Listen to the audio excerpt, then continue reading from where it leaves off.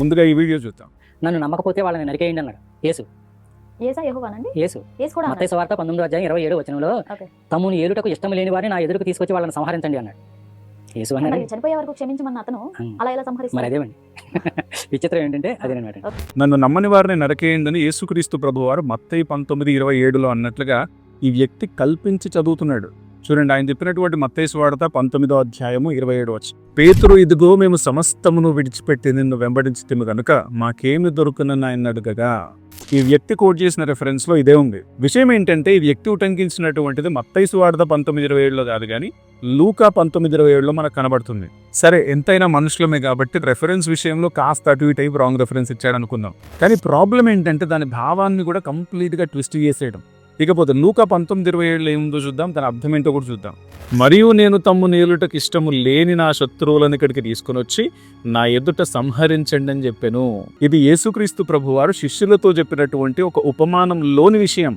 ఇది యేసుక్రీస్తు ప్రభువారు రెండవ రాకడలో వచ్చినప్పుడు జరిగేటువంటి విషయాన్ని గురించినటువంటి ఉపమానము. చూడండి, దేవుని రాజ్యం వెంటనే అగుపడునని వారు తలంచటం వలన ఆయన మరి ఒక ఉపమానమును చెప్పాడు. ఆ ఉపమానమే ఇది. ఏంటి ఆ ఉపమానం అంటే, ఒక యజమాని తన 3 సేవకులకు కొంత డబ్బును అంటే మినాలను అప్పగించి దూరదేశానికి వెళ్ళిపోతాడు. ఆ 3 సేవకుల్లో 2 ఆ ద్రవ్యాన్ని పెట్టుబడి పెట్టి దాన్ని రెట్టింపు చేసి యజమాని తిరిగి వచ్చిన తర్వాత అప్పచెప్తారు. వీరిలో ఒకరినేమో 10 పట్టణాల మీద, ఒకరినేమో 5 పట్టణాల మీద అధికారులుగా ఈ యజమాని నియమిస్తాడు. కానీ 3వ వ్యక్తి మాత్రం ఆ ద్రవ్యాన్ని ఇన్వెస్ట్ చేయకుండా, ఫలించకుండా అలాగే దాచిపెడతాడు. కాబట్టి ఆ యజమానుడు ఏమంటాడంటే, వీని యొద్ద నుండి ఆ మినా తీసివేసి 10 మినాలు గలవానికి ఇయుడని దగ్గర నిలిచిన వారితో చెప్పాను. వారు, అయ్యా, వానికి 10 మినాలు కలవే అనిరి. అందుకతడు, కలిగిన ప్రతివానికి నీ ఇయ్యబడును, లేనివాని యొద్ద నుండి వానికి కలిగినదియు తీసివేయబడునని మీతో చెప్పుచున్నాను. మరియు అనేది చాలా క్రూషియల్ ఇక్కడ. మరియు నేను తమ్మును ఏలుటకు ఇష్టము లేని నా శత్రువులను ఇక్కడికి తీసుకొచ్చి నా ఎదుట సంహరించుడని చెప్పాను. అంటే ఇక్కడ ఎవరినైతే సంహరించమంటున్నాడో వారికి, ఈ మినాలను ఎవరికైతే అప్పగించాడో వారికి ఎలాంటి కనెక్షన్ లేదు. ఆయన ఏలడం ఇష్టం లేనటువంటి శత్రువులు ఎవరనేది అదే ఉపమానంలో 14వ వచనంలో మనకు కనబడుతుంది. అయితే అతని పట్టణస్థులతను ద్వేషించి, ఇతడు మమ్ము నేలుట మాకు ఇష్టం లేదని అతని వెనుక రాయబారము పంపిరి. That is the answer.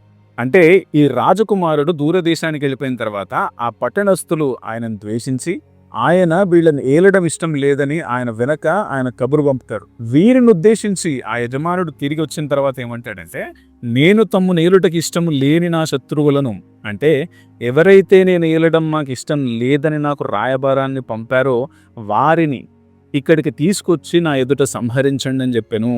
అయితే అంతకంటే ముందు 3 విషయాలు జరగాలి. మొదటగా రాజకుమారుడు దూరదేశానికి వెళ్ళాలి, అంటే ఆరోహణమై పరలోకానికి వెళ్ళాలి. రెండవదిగా రాజ్యాన్ని సంపాదించాలి, అంటే యోహాను సువార్త 14:2 చెప్పినట్లుగా మన కోసం స్థలాన్ని సిద్ధపరచాలి. మూడవదిగా ఆయన తిరిగి రావాలి. ఈ 3 జరగాలి. ఆ తర్వాత సంహరించడం అని ఏదైతే అంటున్నారో అది జరగాలి. ఇంతకీ ఏంటా సంహరించడం అంటే, రెండవ మరణము.